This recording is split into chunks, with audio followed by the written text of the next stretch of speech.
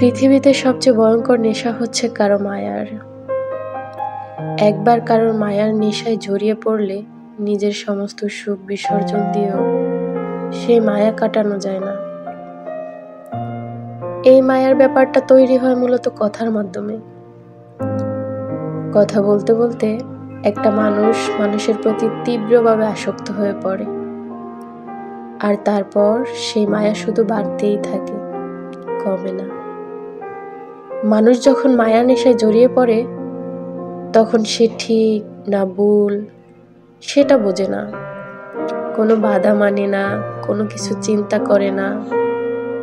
সে শুধু মায়ার টানে সবকিছু মেনে নেয়, মেনে নিতে বাধ্য হয়। যখন কারো প্রতি মায়া জন্মায় তখন নিজের নিয়ন্ত্রণ আর নিজের মধ্যে থাকে না।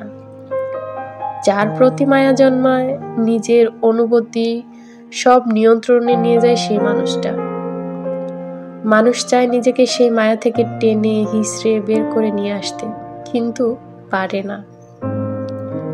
হাজার যন্ত্রণা কষ্ট পাওয়ার পরও সে এই মায়ার নেশাটা থেকে বেরিয়ে আসতে পারে না।